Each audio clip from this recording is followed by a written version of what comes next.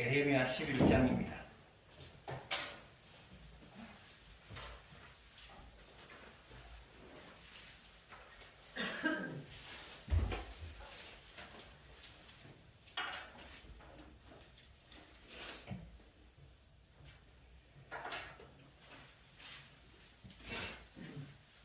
에레미야 11장 1절에서 5절까지 보시겠습니다. 여호와께로부터 예레미야에게 임한 말씀이라. 이르시되 너희는 여호와의 말을 듣고 유다의 나라의 예루살렘에게 말하라. 그들에게 이르기를 이스라엘 하나님 여호와께서 이와 같이 말씀하시되 이 언약의 말을 따르지 않는 자는 저주를 받을 것이니라. 이 언약은 내가 너희 조상들을 새 굶어 애굽 땅에서 이끌어내던 날에 그들에게 명령한 것이라. 곧 내가 이르기를 너희는 내 목소리를 순종하고 나의 모든 명령을 따라하라. 그리하면 너희는 내 백성이 되겠고 나는 너희의 하나님이 되리라. 내가 또 너희 조상들에게 한 명세는 그들에게 젖과 꿀이 흐르는 땅을 주리라 한 언약을 이루라 한 것인데 오늘이 그것을 증언하느니라 하라 하시기로 내가 대답하여 이르되 아멘 여호와여 하였노라. 여호와께서 내게 이르시되 너는 이 모든 말로 유다 성읍들과 예루살렘 거리에서 선포하여 이르기를 너희는 이 언약의 말을 듣고 지키라. 아멘. 잠깐 기도하겠습니다.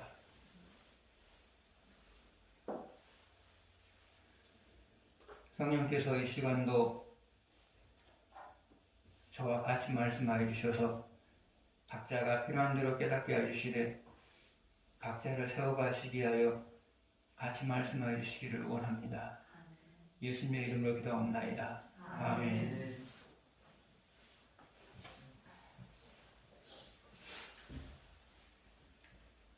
페르시아 군대가 터키를 정벌하러 갑니다. 그런데 그 가운데는 사막이 있었습니다. 근데 사실상 사막의 길이라고 하는 것은 있다가도 없어지는 그런 곳이거든요. 왜냐하면 길이 났다가도 모래바람이만 불어오면 흔적도 없이 사라지는 것이 사막의 길이에요. 그래서 페르시아에서는 사막의 길을 안내할 사람을 고용을 해요.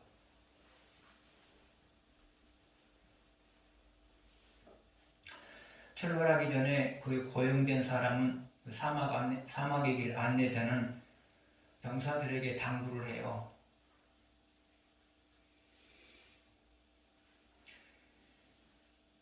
하루에 먹을 수 있는 하루에 정해진 정량의 음식만 먹어라. 하루에 정해진 정량의 음식만을 먹어라 부탁을 했어요. 음식이 떨어지면 안 되니까요. 물이든 밥이든 하루에 정해진 정량만 먹어라. 두 번째 당부가 뭐였냐면 사막은 터키군보다 훨씬 더 강한 적이 될 수 있다. 뭐냐면 길을 잃어버리면 사막에서 여러분 모두가 죽을 수가 있기 때문이다. 이제 페르시아 군대가 사막 가운데서 출발을 했어요. 근데 얼마 가지 않아서 저쪽에 야자수나무 숲과 오아시스가 보였어요. 그래서 군인들은 환호성을 지르면서 그쪽으로 다가가려고 해요. 그때 사막의 안내자가 그들을 막아서면서 말해요. 저것은 사막에서 흔히 나타나는 신기루이다. 그러니까 달려가면 없는 허상이다. 가까이 가면 없는 허상이다. 이렇게 말을 했어요. 그러나 페르시아 군대 군인들은 그 사람의 말을 믿지 않았어요. 그 사람이 사막의 안내자가 바로 먹자 그를 죽이고 모두가 그쪽으로 향해서 달려갔어요. 아무리 달려가도 점점 멀어질 뿐 오아시스와 야자수 나무 숲을 잡을 수는 없었어요. 이제 그 사람 밤을 새우게 됐어요. 다음날 아침에 일어나 보니까 저 앞에 아름다운 도시가 있는 것이 보여요. 그래서 페르시아 군대들은 그 도시를 향해서 또 쫓아가요. 그러나 쫓아가면 쫓아갈수록 그 도시는 멀어질 뿐 잡지를 못했어요. 그것 역시도 신기루였던 거예요. 그러다가 그 사람들은 사망에서 길을 잃어가지고 모든 사람이 죽고 말았어요.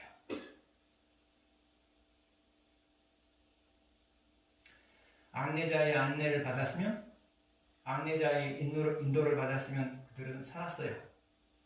그러나 안내자를 인도를 받지 않냐고 임의대로 나아갔기 때문에 결국은 모두가 몰살당하는 그런 어리석음을 범하고 말았던 겁니다.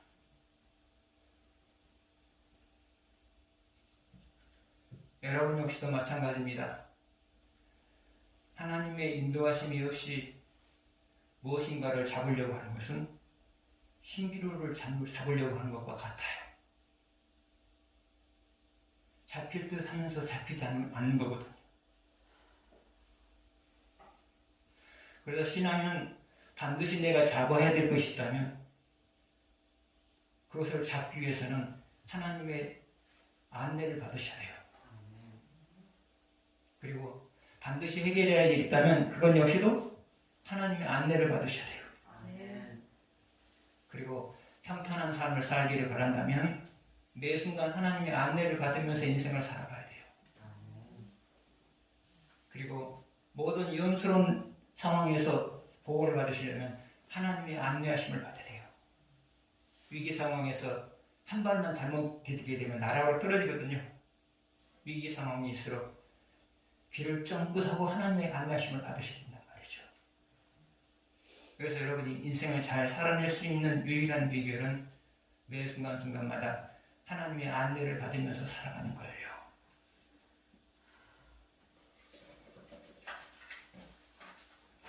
같이 3절을 보시겠습니다.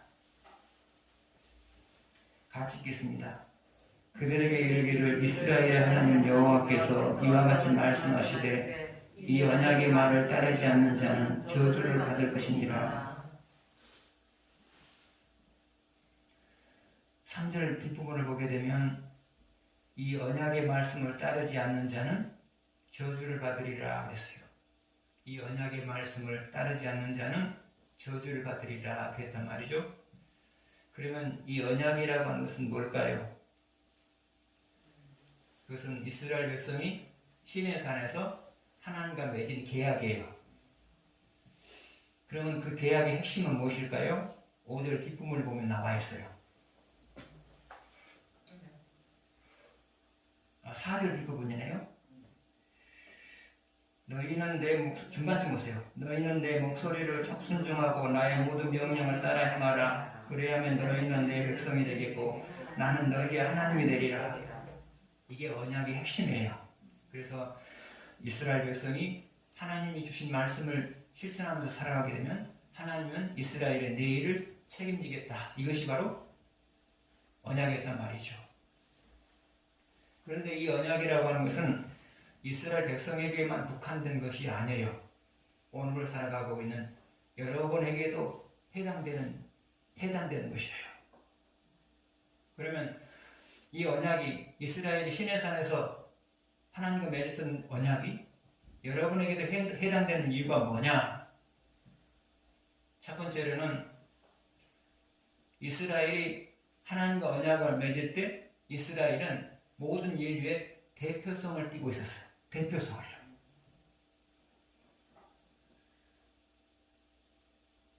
모든 인류의 대표성을 띠고 있었단 말이죠. 그래서 이스라엘의 언약은 여러분의 언약이에요. 두 번째로 이스라엘과 하나님 사이에 맺은 언약이 여러분의 언약인 이유가 뭐냐? 성경 전체를 요약하면 성경 전체를 요약하게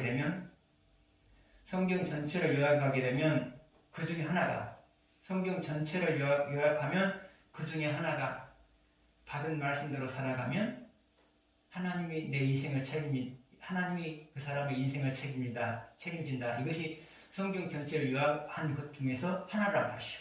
대표적인 거란 말이죠. 그래서 여러분은 시내산에서 직접 하나님과 언약을 맺지 않았다 할지라도 여러분은 언약을 맺은 것과 동일하단 말이죠. 그런데 방금 읽은 말씀 뒷부분을 보게 되면 이 언약의 말씀을 지키지 아니하는 자는 저주를 받으리라 그랬단 말이죠.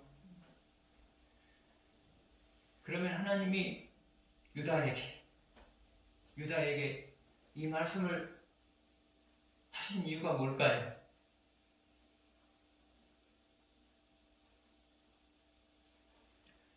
첫 번째로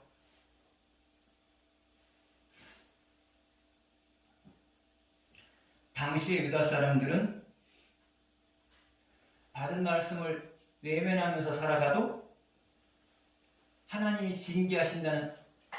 받은 말씀을 외면하면 하나님이 징계하신다는 사실을 믿지 않았어요.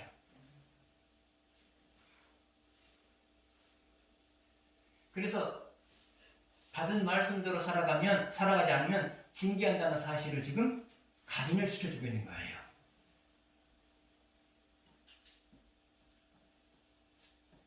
두 번째로 당시의 유다 사람들은 징계를 받아도 그게 징계인지를 몰랐어요.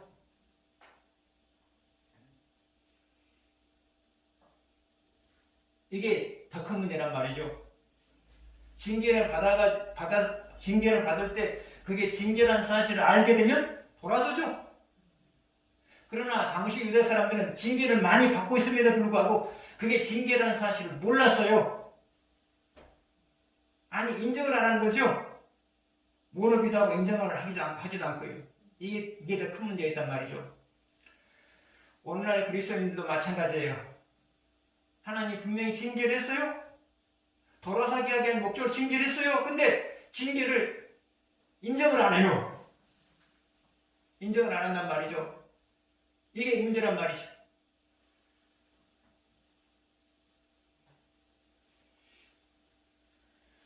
징계를 받았을 때 이게 징계라고 생각한 사람은 신앙이 회복이 돼요.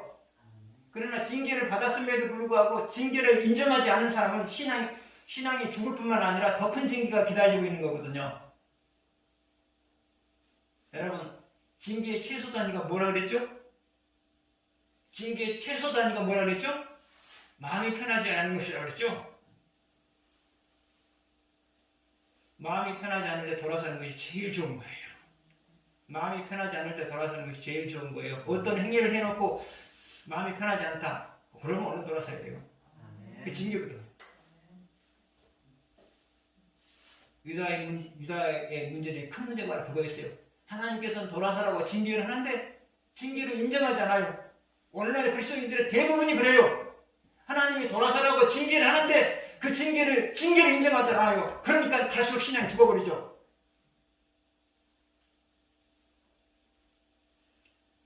신앙이 사느냐 죽느냐는 징계를 받아들이냐 받아들이지 않느냐 그것과 거의 일치해요. 그래서 여러분, 마음이 편치 않으면 그때 돌아서세요.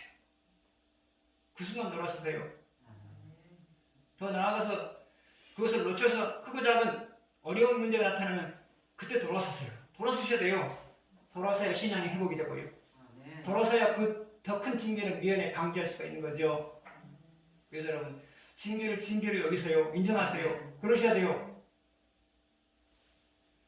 세 번째로 하나님이 유다에게 이 말씀을 하신 이유가 뭐냐? 징계를 안 하고 싶어서요. 징계를 안 하고 싶어서요. 심한 말을 했잖아요. 너희들이 언약의 말씀을 지키지 아니하면 저주를 받으리라. 징계리라고 하면 더 부드럽잖아요. 저주란 말보다는 징계란 말 훨씬 부드럽잖아요. 근데 뭐라고 독하게 말했어요? 저주하리라. 독하게 말하는 이유가 뭐죠? 독하게 말하면 돌아설까 봐서. 혹시나 돌아설까 봐서. 여러분도 자녀들이 독하게 말할 때가 있죠? 마음은 안 그런데 독하게 말할 수가 있죠? 왜 그래요? 독하게 말하면 돌아설까 봐서 독하게 말할 때가 있잖아요. 마음이 없는 말을. 독하게 말해요. 하나님. 왜요? 안 하고 싶어서. 그것을 인하여서 돌아서면 징계를 안 하고 싶어서. 여러분, 유다가 하나님의 자녀인데 자기 자녀를 징계하고 싶은 사람이 누가 있겠어요? 안 하고 싶은 거예요, 하나님은. 마지막 순간까지 안 하고 싶은 거예요. 안 하고 싶은 거예요. 그래서 마지막 기회를 또 주는 거예요. 언약의 말씀을 지키지 않으면 너희가 저주를 받으리라. 그런데 여러분에 대해서도 마찬가지예요. 하나님은 여러분에게 큰 징계를 안 하고 싶어요. 큰 징계라는 것이 뭐예요? 가장 큰 징계라고 하는 것이 내가 해결할 수 없는 고민거리가 생기는 것. 이것이 가장 큰 징계예요. 이게 최종적인 징계거든요. 하나님은 이런 징계를 안 하고 싶어요. 그래서 안 하고 싶어서 하는 행위들이 뭐죠? 첫 번째는 뭐라고 그랬어요? 마음을 편하지 않게 만들어요. 마음을 편하지 않게 만들어요. 두 번째는 뭐라고 그랬어요? 크고 작은 고민거리가 생기게 만들어요. 이것이 뭐예요? 나 너 징계 안 하고 싶으니까 좀 돌아섰으면 좋겠다. 그거거든요. 마음이 편하지 않을 때 나 너 징계 안 하고 싶으니까 좀 돌아섰으면 좋겠다. 조금은 어려운 일이 생겨요? 나 너 크게 징계 안 하고 싶으니까 좀 돌아섰으면 좋겠다. 하나님의 징계를 안 하고 싶은 마음이 그 속에 배어 있는 거예요.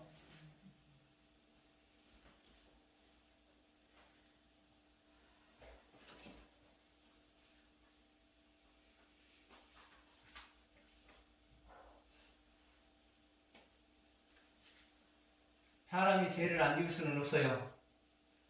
사람이기 때문에 죄를 짓는 거예요. 그러나 하나님께서 돌아서라고 하면 돌아서셔야 돼요. 안 돌아서면 내가 힘들어, 신앙도 죽어버리고 내 삶이 힘들어지거든요. 4절 5절을 보시겠습니다. 같이 읽겠습니다. 이 언약은 내가 너희 조상들을 태풍 후 애굽 땅에서 이끌어내던 날에 그들에게 명령한 것이라. 곧 내가 이르기를 너희는 내 목소리를 순종하고 나의 모든 명령을 따라 행하라. 그리하면 너희는 내 백성이 되겠고 나는 너희 하나님이 되리라. 내가 또 너희 조상들에게 한 맹세는 그들에게 젖과 꿀이 흐르는 땅을 주리라 한 언약을 이루리라 한 것인데 오늘 그것을 증언하느니라 하라 하시기로 내가 대답하여 이르되 아멘 여호와여 하였노라. 4절 앞부분을 보게 되면 셰풀무 애굽 땅에서 그랬어요. 셰풀무 애굽 땅에서 그랬단 말이죠. 4절 앞부분을 보게 되면 그러면 애굽을 이스라엘에 대하여서 셰풀무라고 말한 이유가 뭘까요? 애굽을 이스라엘에 대한 셰풀무라고 말한 이유가 뭘까요? 자, 먼저 셰풀무가 뭐죠? 새를 단련하기 위해서 달구는 것. 여러분 옛날 대장간 보셨죠? 풀무질을 하면 불이 올라가지고 이제 달구고 달군 다음에 이제 그것을 식혀가지고 두들기죠? 아니 두들긴다면 식히죠? 그래가지고 또 그것을 또 풀무에다가 넣어가지고 또 달군 다음에 두드린 다음에 또 식혀줘. 그렇게 해서 강하게 만들어가지고 새를 강하게 만들어가는 거죠. 그 셰풀무란 말이죠. 애굽은 누구에 대한 셰풀무라고요? 이스라엘에 대한 셰풀무다. 이스라엘에 대한 셰풀무다. 지금 그렇게 말하고 있어요. 그러면 애굽을 이스라엘에 대한 셰풀무라고 말한 이유가 뭘까요? 하나님은 애굽을 통하여서 이스라엘을 연단시켰다 그 말이죠. 하나님은 애굽을 통하여서 이스라엘을 단련시켰다 그 말이죠.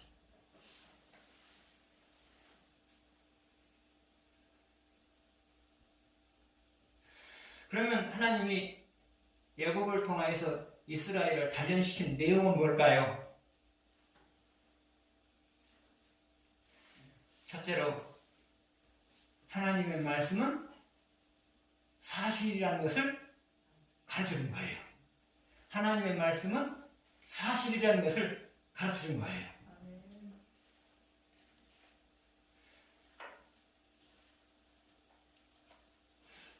그러면 하나님의 말씀이 사실이라는 것을 어떻게 해서 가르쳐줬느냐? 하나님은 모세를 통하여 이스라엘에게 나는 너희들을 출애굽시켜서 너희 조상 아브라함에게 주기로 한 땅 가나안 땅에다 너희들을 데려다 놓을 거다. 그 말을 하게 만들었죠. 그랬을 때 이스라엘의 반응은 어땠어요? 전혀 반응이 없었어요. 왜 반응이 없었을까요? 성경에는 여러 가지로 이야기하고 있는데 핵심적인 것은 그거예요. 현실성이 없는 이야기다. 현실성이 없는 이야기다. 그 말이죠.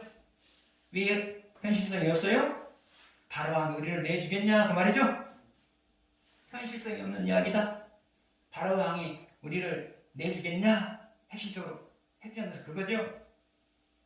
근데 하나님께서는 어떻게 해서 이스라엘 백성들을 애굽에서 나오게 만들었어요? 10가지 재앙을 일으켜서 바로를 항복시켰죠.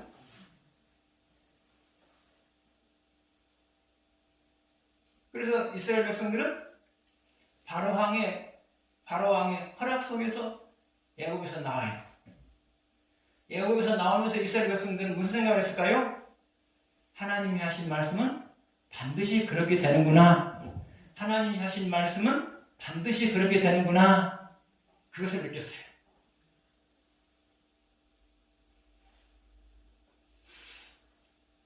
그러면 하나님이 여러분으로 하여금 하나님의 말씀은 사실이다 라는 것을 확인시켜주는 방법은 뭘까요?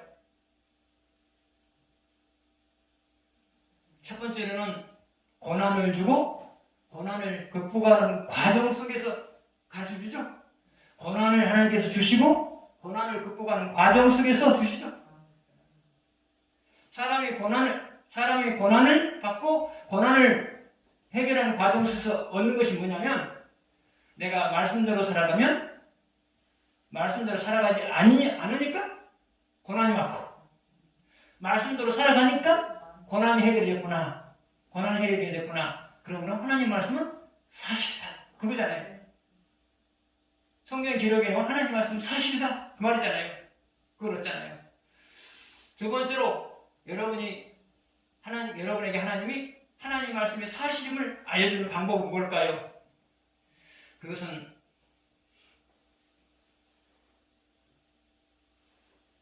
말씀을 실천하면 마음이 편하고 말씀을 실천하지 않으면 마음이 불편한 것. 이것을 통해서 알려주시죠.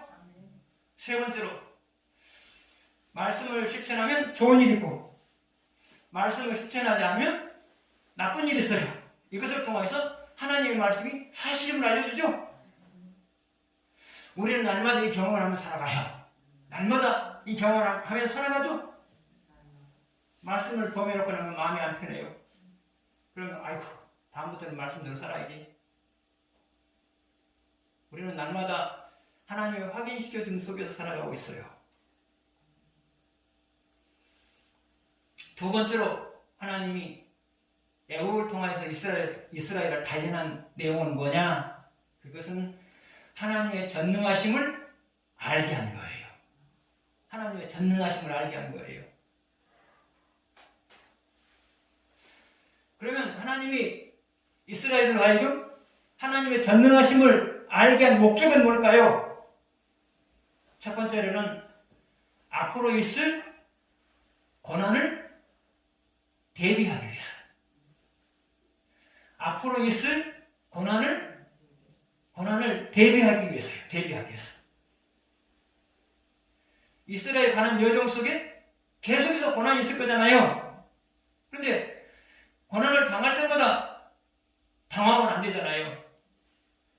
그런데 하나님의 전능하심을 믿으면 고난을 당할 때마다 여유가 생기죠. 여유가 생기죠. 하나님은 전능하신 분이기 때문에 이 고난을 해결해 주실 것이다. 그런 마음이 생기니까 여유가 생기잖아요.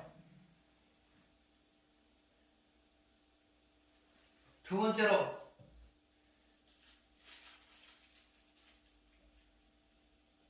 하나님이 전능하신 분이라는 사실을 알게 하는 이유가 뭐냐?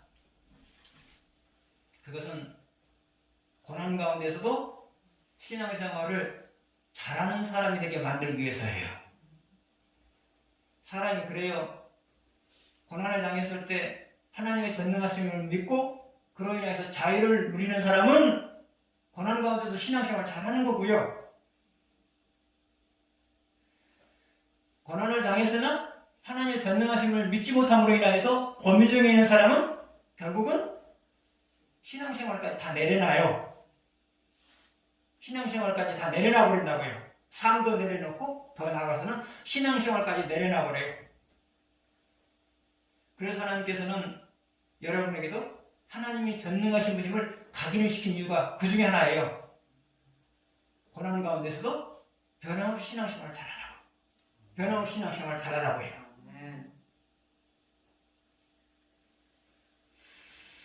그러면 하나님이 이스라엘로 하여금 하나님의 전능하신 분임을 알게 하는 방법은 무엇이었어요? 첫 번째로는 10가지 재앙을 일으켰죠. 10가지 재앙을 일으키고 10가지 재앙을 수습했죠.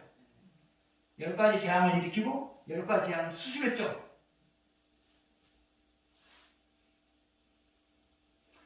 이스라엘 백성들은 이 모습을 보면서 하나님은 전능하신 분이시다.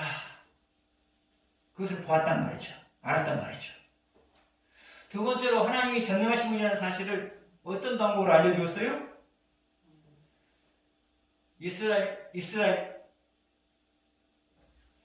이스라엘과 애국 군대 사이에 방어벽을 쳐준 일이에요. 지금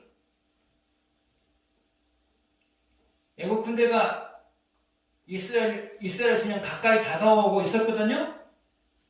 이제 조금만 다가오면 이제 이스라엘은 사로잡혀가거나 아니면 죽거나 둘 중에 하나란 말이죠. 그래서 이스라엘 백성들은 애국 군대가 다가오는 모습을 보면서 아예 절망했죠. 우리 끝났다 그랬잖아요. 근데 그럼에도 불구하고 다가오지 못한 이유가 뭐였어요? 애국 군대와 이스라엘 사이에 하나님이 깊은 흑암이 있게 만들었단 말이죠. 그래서 애국 사람들이 움직이고 다 발을 묶어버렸단 말이죠. 흑암으로. 출애굽기 나온 이야기를 그대로 하고 있는 거예요. 출애굽기 나온 이야기 지금 그대로 하고 있는 거예요. 그 사이에 흑암을 만들어놨어요. 그래서 너무 깜깜하니까 움직일 수가 없어요. 그래서 지근거리에 있음에도 불구하고 애국 군대가 이스라엘에 나아가지 못했어요. 이 모습을 보면서 이스라엘 백성들은 하나님은 전능하십니다.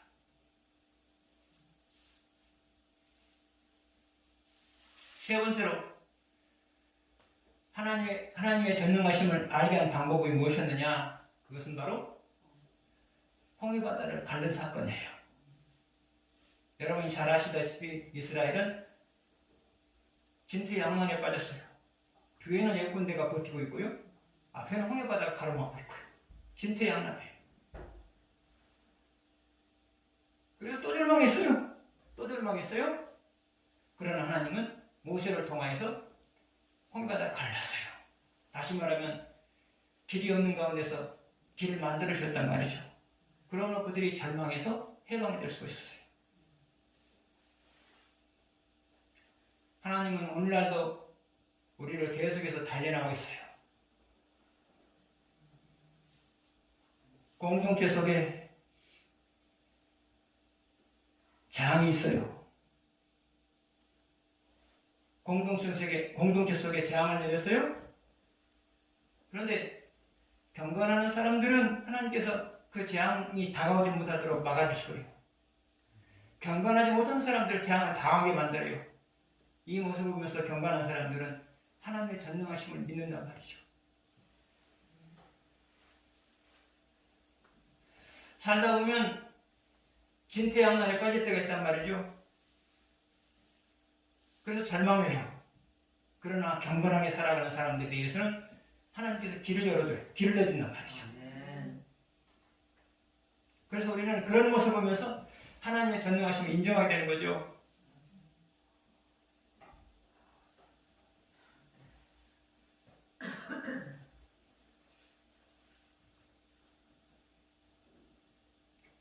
이스라엘은 이 사건뿐만 아니라 광야 생활을 하면서 어려움이 올 때마다 우리는 이제 끝났다 그렇게 생각을 했어요. 우리는 이제 끝났다 그렇게 생각할 때가 참 많았어요. 그러나 한 번도 끝난 적은 없어요. 여러분도 살다 보면 이렇게 해서 내 인생이 끝나는가 보다 라고 생각할 때가 있어요. 그러나 안 끝나고 잘 살아왔죠? 앞으로도 그럴 거예요. 이렇게 되면 내 기업이 결단나지 않겠느냐? 라고 생각할 때도 있었어요. 그러나 결단나지 않았어요. 근데 하나님이 앞으로도 그렇게 할 거거든요. 이 정도면 내가 죽을 수도 있겠구나 라고 생각할 때가 있어요. 저도 그런 경험 있으니까요. 그러나 안 죽고 살았거든요. 그래서 여러분, 살다 보면 망할 것 같은 상황, 죽을 것 같은 상황, 그런 상황들이 와요. 그것은 여러분을 다듬기 위한 목적으로 주신 것들이지, 그것으로 인하여 죽거나 그것으로 해서 망하지 않아요. 하나님은 어떤 절망적인 상황도 목적을 이루시면 다 걷어가요. 죽을 수밖에 없는 상황이 됐다 할지라도 하나님께서는 그것을 통하여서 그 사람에게 깨닫고 하는 것을 깨닫게 만들었다면 그 다음은 걷어가세요. 망할 것 같은 상황에 놓여있다 할지라도 하나님께서는 그 사람에게 그것을 통하여서 그것을 다 깨닫게 하셨다면 그 다음에는 망할 것 같은 상황을 걷어가요. 여러분이 절망하는 모든 상황들은 여러분을 단련하기 위한 것이지 여러분의 인생을 망하게 하는 그런 요소는 아니라는 사실을 생각하십시오. 아멘. 기도하겠습니다.